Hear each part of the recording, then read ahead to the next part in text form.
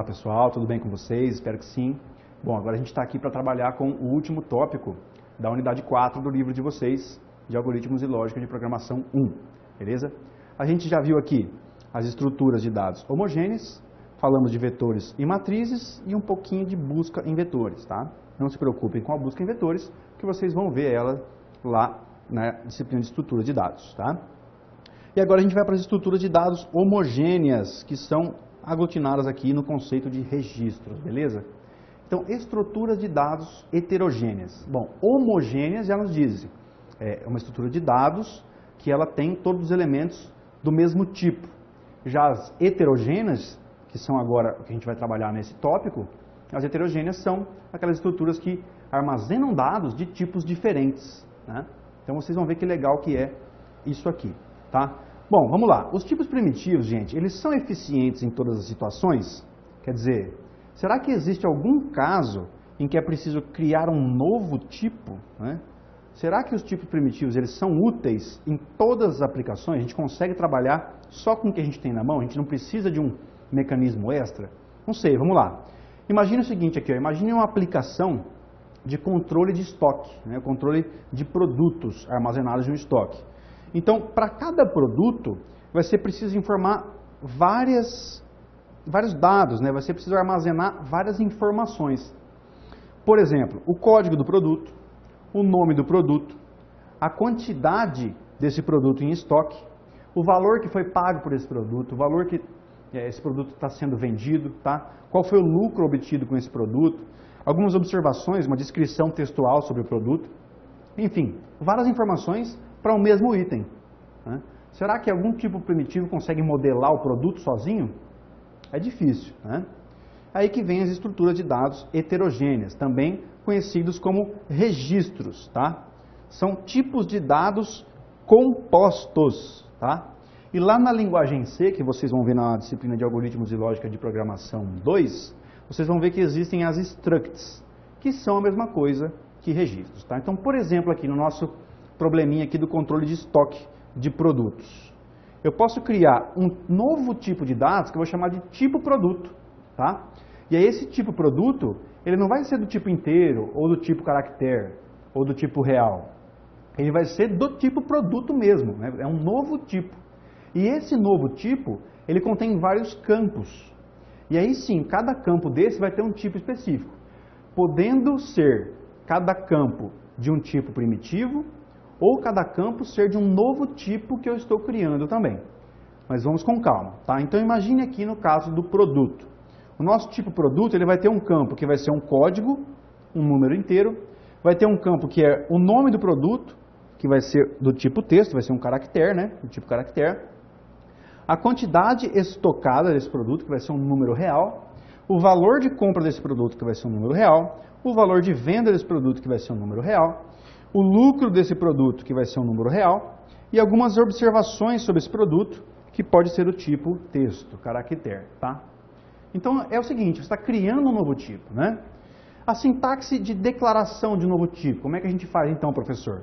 Então, lá no começo do nosso algoritmo, a gente vai definir um novo tipo. A gente diz, usa o comando tipo, para definir um novo tipo. A gente dá um nome para esse registro, para esse tipo, tá? Que vai ser o identificador desse registro. E a gente fala que ele vai ser igual a um registro, tá?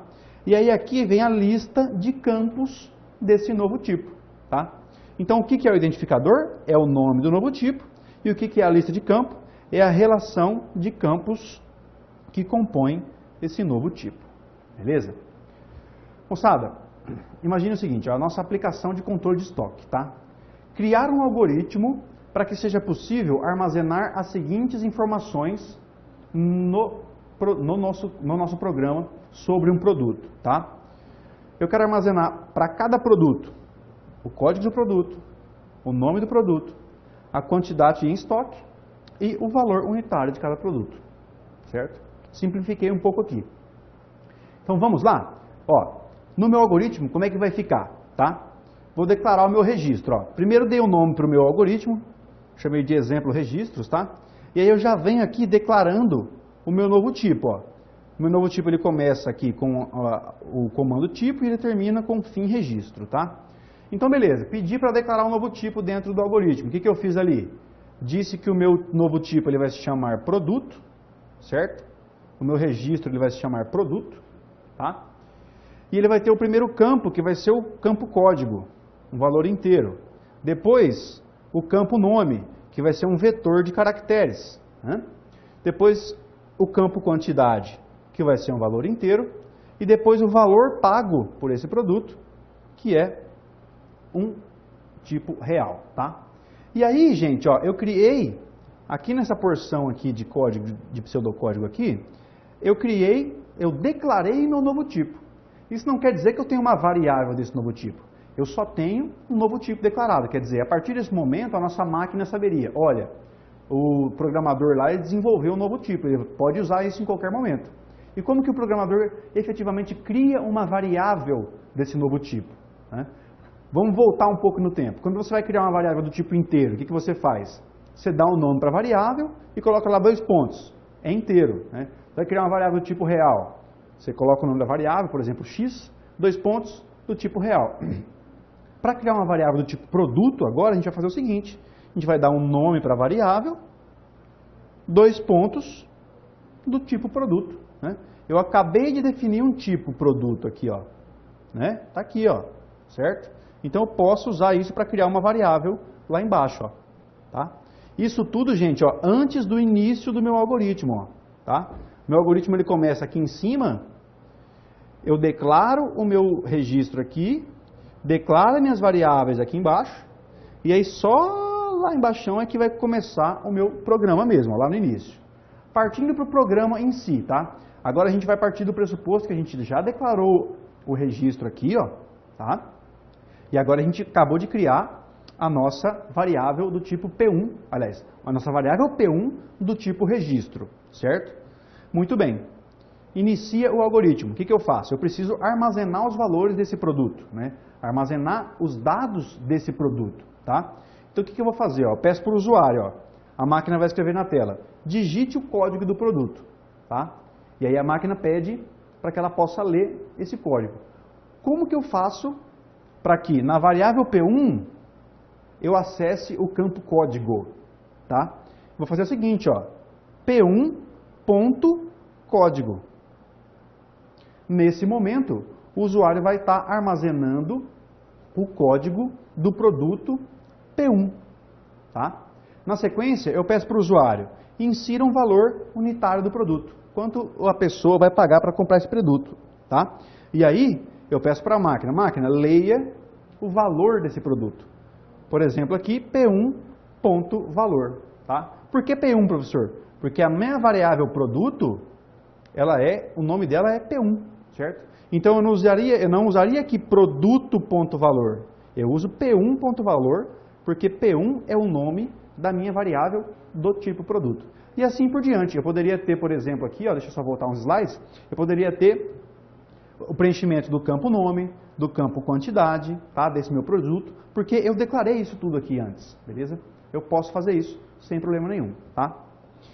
No exemplo anterior, o que aconteceu? Eu declarei apenas uma variável P1, então só tem uma variável do tipo produto. E se eu quisesse, por exemplo, aqui, ó, criar uma lista de produtos, né? Em vez de trabalhar com um produto por vez, eu posso ter uma lista de produtos. Gente, o que acontece quando você precisa trabalhar com um conjunto de dados? Você trabalha com os vetores ou matrizes, né? Então a gente pode ter um vetor de registros, né? Um vetor de produtos nesse caso, tá? Então para a gente poder ter um vetor de registros, primeiro a gente declara esse novo registro, esse novo tipo, tá? E aí a gente cria esse vetor de registros, assim como a gente criaria uma variável do tipo registro, certo? Assim como eu criaria essa variável simples aqui, eu posso criar um vetor de produtos, tá? Então vamos lá de novo, ó. Criando e populando um vetor de registros, tá? Então tá lá, ó, algoritmo vetor de registros. Mesmo esquema, pessoal. Vem aqui e peço para declarar um novo tipo. Tipo produto nesse caso, né? É um registro. O meu produto, ele tem alguns campos. O campo código, que é inteiro. O campo nome, que é um vetor de caractere. O campo quantidade, que é um valor inteiro. E o campo valor, que é do tipo real, tá? E aí acaba aqui o meu registro. Muito bem. Agora eu vou declarar as minhas variáveis. Bom, eu não quero mais declarar uma variável simples. Então agora eu vou declarar uma lista de produtos, que eu chamei aqui do nome de lista prod, beleza? O lista prod é um vetor que vai do índice 1 até o índice 10, ou seja, eu consigo armazenar 10 elementos dentro dessa lista. E ela é do tipo o que, pessoal? Olha do tipo que ela é aqui, ó. Do tipo produto, que eu acabei de declarar aqui em cima, tá? Então agora eu posso ter 10 produtos armazenados dentro da minha lista, né? Como que eu faço isso? Vamos lá, ó. Aí eu pediria o seguinte para o usuário: usuário, digite o código do primeiro produto. E aí o que eu faço? Ó?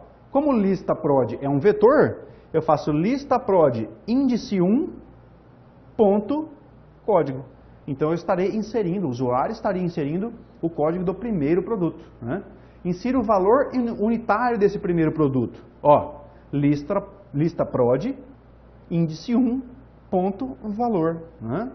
Ó, digite o código do segundo produto agora, ó, tá?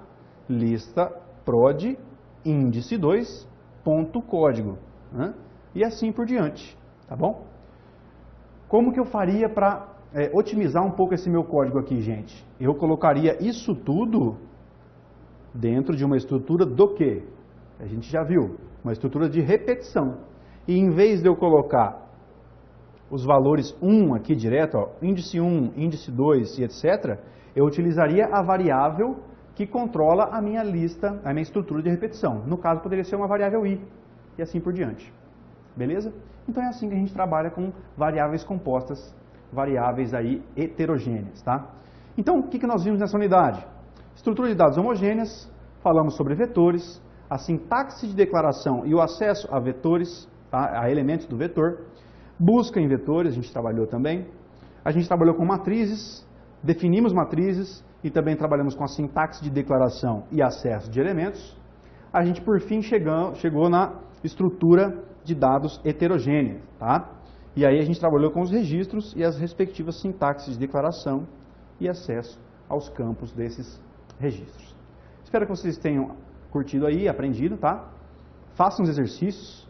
É um tema mais difícil, é um tema mais complexo, portanto, exercitar é fundamental. Senhores e senhoras, um grande abraço e a gente se vê na próxima unidade. Até mais.